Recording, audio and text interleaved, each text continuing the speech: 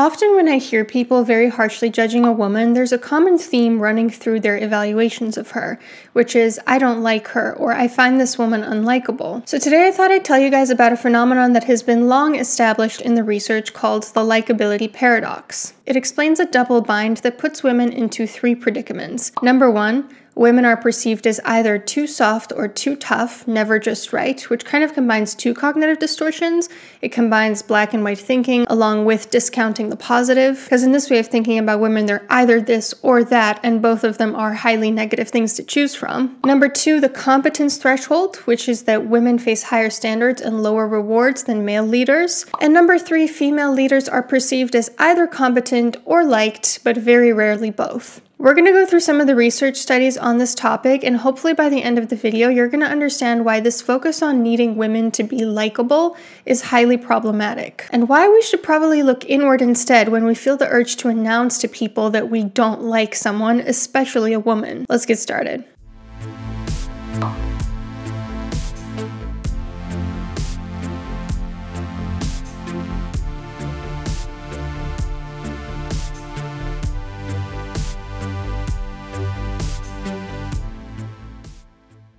So philosophically speaking, I believe that what other people think of us is really not important, because everyone has their own subjective lens that colors their evaluations of other people, and oftentimes what they think of other people says more about them than it does about the person they're judging. However, on a pragmatic level, being likable does matter if you want to get ahead in life. So it's why when you hear me talking about self-esteem, you'll hear me emphasizing that what other people think of you does not matter. But when you hear me talking more about like success in life, I do provide tips on how to be more likable, because you do need to be liked in order to get ahead in life. Unfortunately, likability does influence how successful you become. And to make matters worse for women, there's something called the likability paradox, which states that more likable women are seen as less competent, while more competent and successful women are seen as less likable. It's a double bind. Women can't seem to win. We have to choose between either being seen as successful or being seen as likable, when unfortunately we need both in order to succeed. Being likable increases your chances of becoming successful. This concept originates from something called role congruity theory, which is the idea that prejudices arise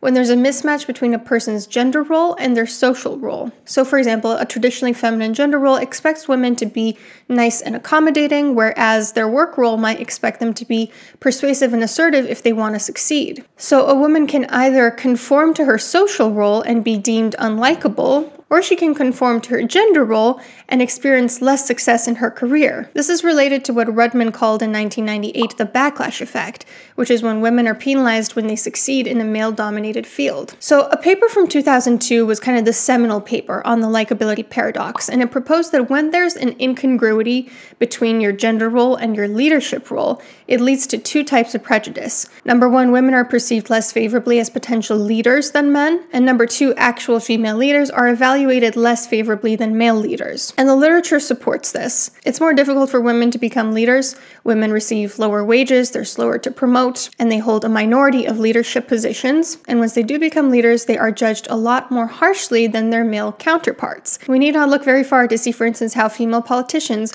are judged very harshly despite being objectively very qualified and poised, while their male counterparts get away with saying and doing far more problematic or insensitive or offensive things, having questionable qualifications, and still end up getting elected by a landslide. In 2012, there was a randomized double-blind study showing that women are already less likely to be considered competent even when they have the same exact qualifications as their male counterpart.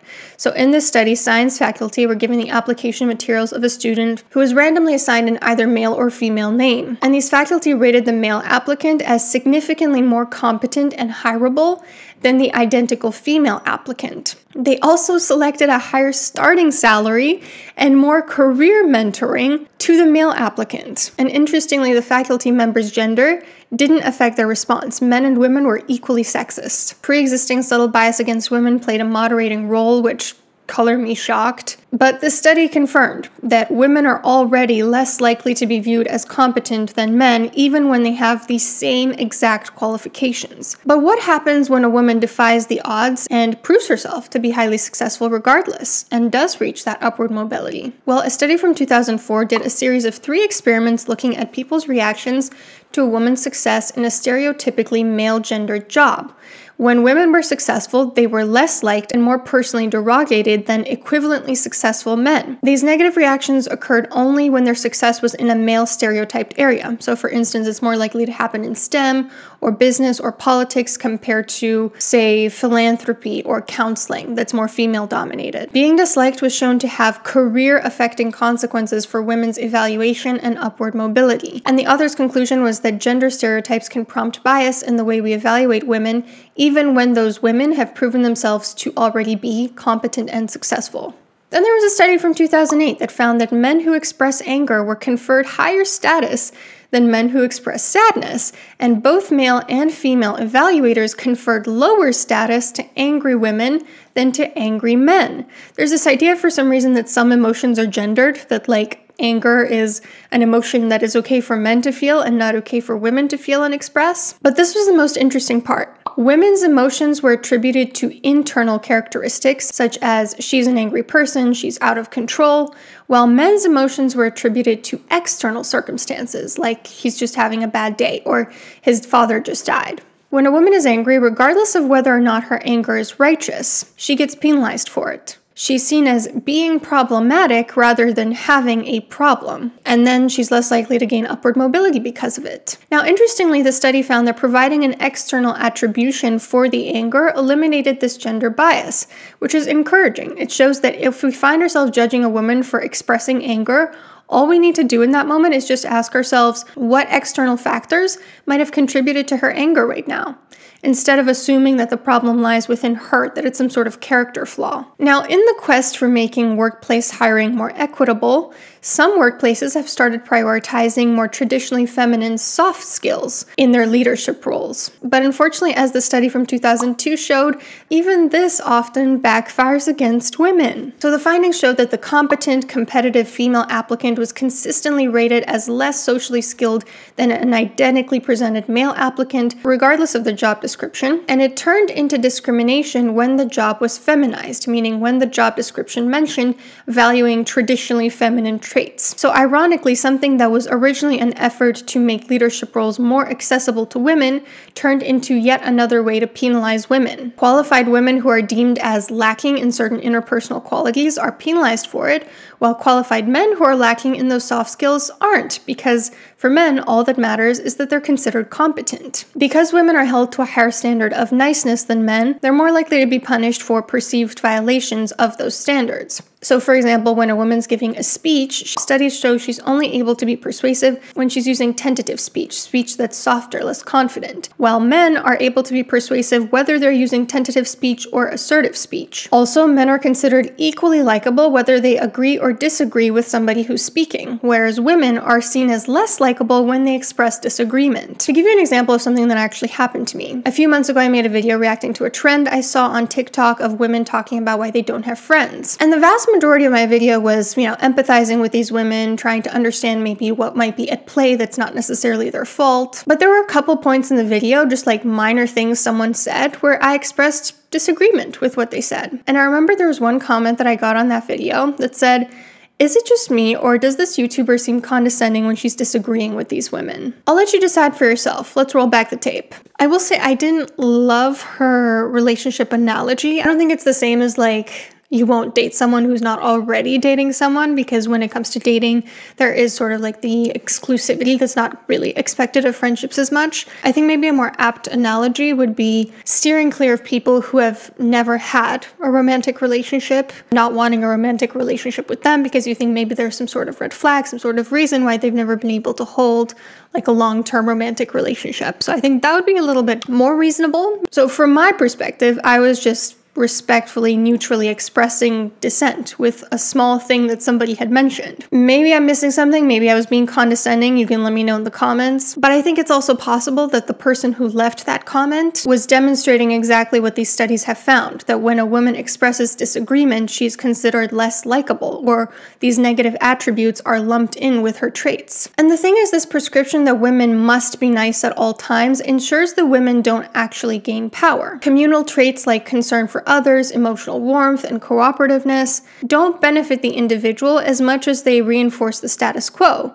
And I think those traits are great traits for everybody to have, regardless of gender. But forcing women to conform to them is not going to benefit them as individuals, and forcing only women to conform to them is definitely going to show an imbalance in the amount of power men versus women have. So what can we learn from the research on this issue? First and foremost, I think we need to all start looking inward anytime we find ourselves strongly disliking someone, especially if that someone is a woman. So often we assume that if our gut reaction is to dislike a woman, it's because she's done something to deserve it. But as these studies have established, we are extremely vulnerable to sexist stereotypes, men and women alike. And if that same exact person were a man, these studies show there's a very good chance we would not find them as unlikable. So really, when we find ourselves strongly disliking someone, that's an opportunity to self-reflect on what it means for us. Are we assuming that women need to be agreeable in order to be respected as leaders or believed as victims? Are we projecting our own unwanted traits onto them? Are we feeling threatened because they have something we don't? Do they remind us of somebody we have a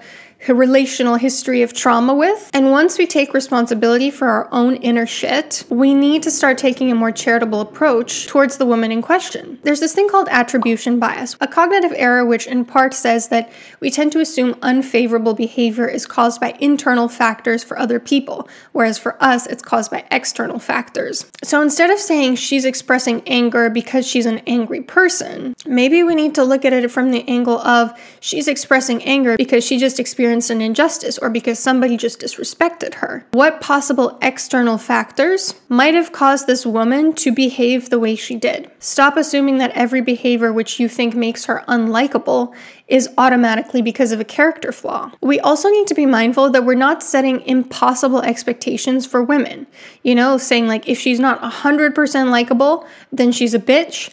But if she's too likable, then she's not competent enough for me to take seriously. And at the end of the day, we just shouldn't give likability as much weight as we do. Time after time, research has shown that the people we tend to like are the people who are similar to us, familiar to us, close to us in terms of proximity, like even geographically speaking, and who make us feel good about ourselves and make us feel validated. It has almost nothing to do with that person's actual traits. If we want to be fair to people, we need to focus on their objective traits, not our subjective relationship to their objective traits. And that's why, in summary, I think the phrase, "they could never make me like you," honestly needs to disappear. But what do you think about this topic? What do you think about the research? Let me know in the comments, and I'll see you soon.